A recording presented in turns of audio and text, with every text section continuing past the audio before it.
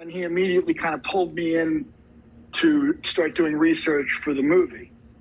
I worked with Chris and I worked with the rest of the staff on the documentary, and they would say to me, okay, we have an interview with whoever. And so I would do what we call in journalism a scrub, which is basically like you scrub the subject, the topic, as though you're trying to get it completely clean. So you see exactly what it is.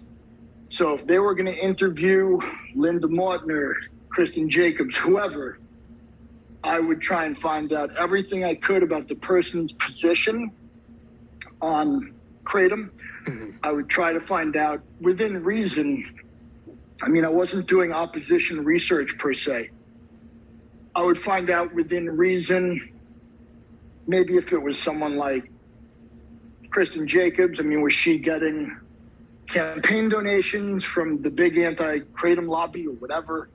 So, you know, I wasn't digging into people's personal lives unless they made their personal life a part of it. So with Linda Mautner, I had to dig into Ian Mautner, her son, who used kratom, right? So mm-hmm. I would do basically any kind of research that the next interview or the next task warranted.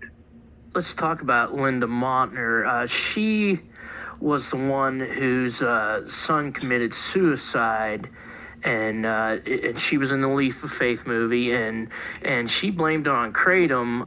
It's kind of a topic that runs along a lot of different drugs. They'll blame the drug. I don't even know if you had sent me the autopsy, and I don't even know if they might have found mitratidine, but there was also gabapentin in the system with the parents. We see it with kratom all the time. I think that with looking at the real, right, you can have a documentary and you can talk about the science, and you can talk about these sort of very broad issues societally, like the opioid epidemic, and you can really have this 40,000 foot view of things and never get to any personal stories. And that's actually what Chris is very good at, getting to the personal story. You have to look at some overdose, right? And if I've been to funerals for colleagues who have overdosed from opioids, and when you go to one of those funerals, or when that happens, when you have that experience in your life, I think you realize, well, what if I multiplied this by 50,000 or however many people die each year of opioid addiction, right? Mm-hmm. So it's important to always get that one person, because you're not seeing the whole thing from 40,000 feet. You have to take her experience. And she was also very vocal. She was a very vocal enemy of kratom. So in her case, I did have to actually dig quite deep into who she was and who Ian was. And you see someone like that blaming kratom, and generally the way we structure our understanding of the world, right? We simplify structures. We reduce the complexity of very complex situations into digestible pieces. Mm. So for her, there are three, her son was on 3 different antidepressants, or 2 antidepressants and gabapentin, which is a GABA analog, right? So it's also an anti-anxiety drug, but he's on these 3 drugs.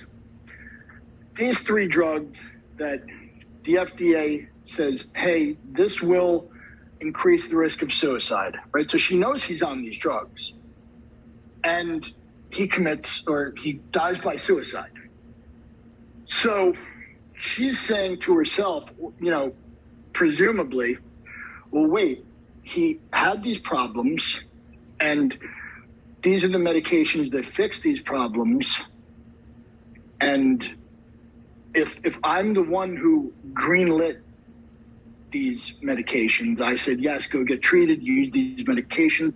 If I greenlit this, was I a contributing factor in his death by suicide. Now, if you have some variable that you can introduce, oh, kratom, it was unaccounted for, I didn't know, nobody knew, it's an emerging drug of concern to the DEA, it allows you to shift some of the blame. Maybe it's self-blame, maybe it's societal blame, but if you can point to this other confounding factor, rather than the things that you greenlit, you point to the one you said, no, don't do that. And I think that's more digestible. When you break that down, it's reductive. But when you break things down and you have something to point to, I think that makes it a bit easier, especially for a parent who lost a child, which is just horrific to everyone. So this is a weird thing about researching someone in this day and age through social media. So I obviously did not experience this grief, but I was scrolling through her Facebook in reverse, right? Because you have to start from the most recent day and you scroll down.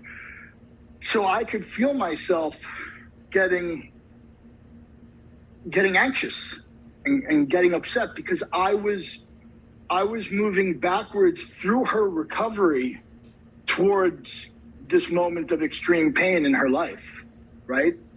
So I'm going backwards to see, what did she say on the day of? What did she say the day before? And I felt it. And it's important that when you do your research and you're not at the 40,000 foot level, you're at the individual level, it's important that you recognize, okay, I'm getting anxious because I know this unbearable grief is about to be something I'm going to witness on her social media.